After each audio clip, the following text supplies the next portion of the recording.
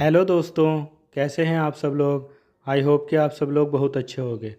दोस्तों, आज की हमारी कहानी भावुक कर देने वाली कहानी है, जिसका शीर्षक है एक गरीब माँ के प्रति उसके बच्चे का प्यार। मैं एक घर के करीब से गुज़र रहा था कि अचानक से मुझे उस घर के अंदर से एक बच्चे के रोने की आवाज़ आई।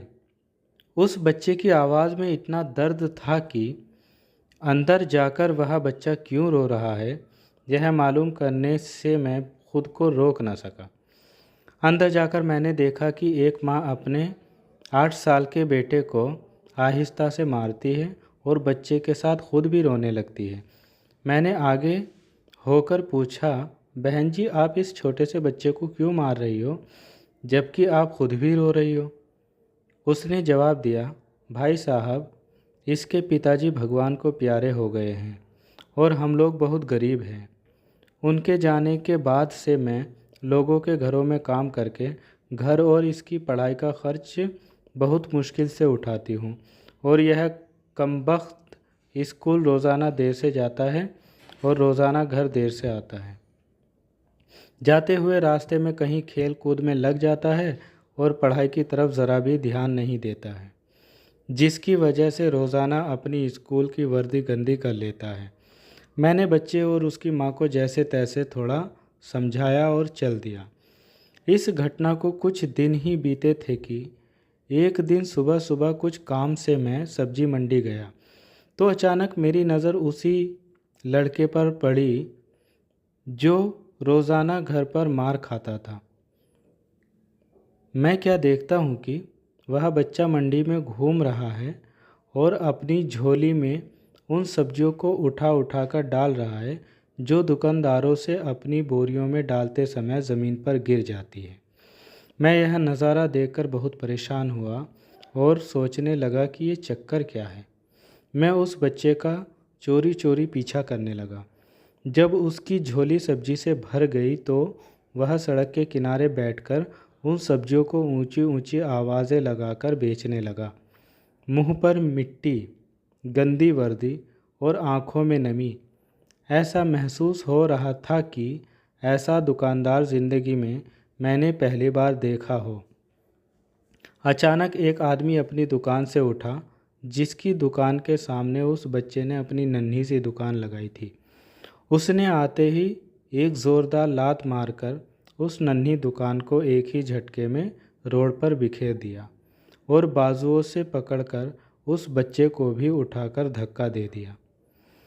वह बच्चा आंखों में आंसू लिए चुपचाप दोबारा अपनी सब्जी को इकट्ठा करने लगा और थोड़ी देर बाद अपनी सब्जी एक दूसरी दुकान के सामने डरते डरते लगा ली। भला हो उस शख्स का जिसकी दुकान के सामने इस बार उसने अपनी नन्ही दुकान लगाई। उस शख्स ने बच्चे को कुछ नहीं कहा।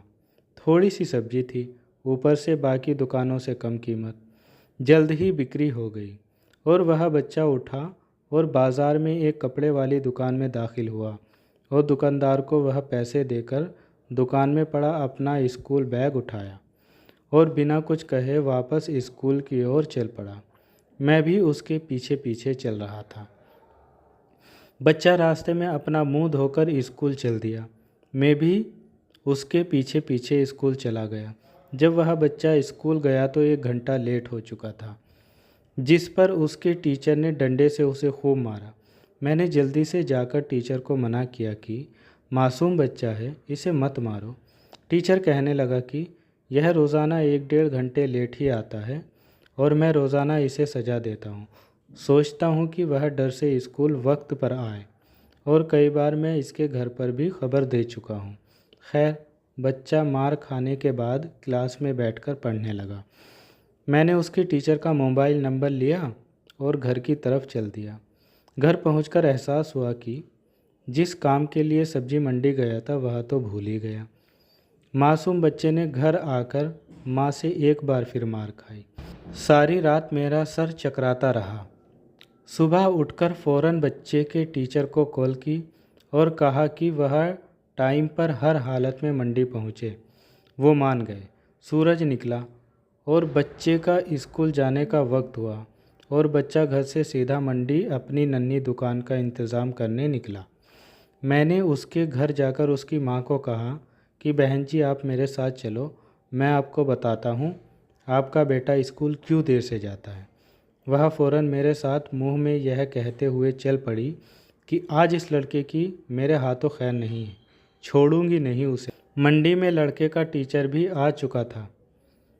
हम तीनों ने मंडी की 3 जगहों पर पोजीशन संभाल ली और उस लड़के को छुपकर देखने लगे। आज भी उसे काफ़ी लोगों से डांट फटकार और धक्के खाने पड़े और आखिरकार वह लड़का अपनी सब्जी बेचकर कपड़े वाली दुकान पर चल दिया। अचानक मेरी नज़र उसकी माँ पर पड़ी तो क्या देखता हूँ कि वह बहुत ही दर्द भरी सिसकियाँ लेकर लगातार रो रही थी। मैंने फ़ौरन उसके टीचर की तरफ देखा तो बहुत शिद्दत से उसके आंसू बह रहे थे। दोनों के रोने में मुझे ऐसा लग रहा था कि जैसे उन्होंने किसी मासूम पर बहुत जुल्म किया हो और आज उनको अपनी गलती का एहसास हो रहा हो। उसकी माँ रोते रोते घर चली गई और टीचर भी सिसकियाँ लेते हुए स्कूल चला गया। बच्चे ने दुकानदार को पैसे दिए और आज उसको दुकानदार ने एक लेडी सूट देते हुए कहा कि बेटा आज सूट के सारे पैसे पूरे हो गए हैं, अपना सूट ले लो। बच्चे ने उस सूट को पकड़कर स्कूल बैग में रखा और स्कूल चला गया। आज भी वह 1 घंटा देर से था।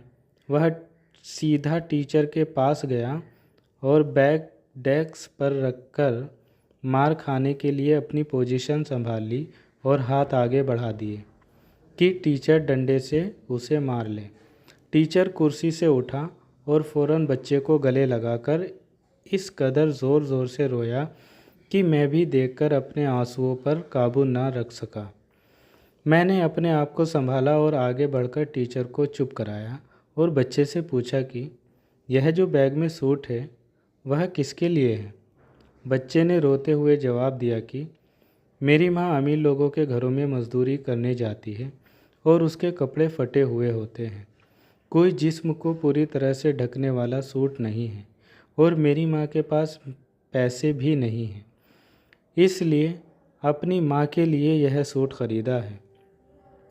तो यह सूट आज घर ले जाकर माँ को दे दोगे? मैंने बच्चे से सवाल पूछा। जवाब ने मेरे और उस बच्चे के टीचर के पैरों के नीचे से ज़मीन ही निकाल दी।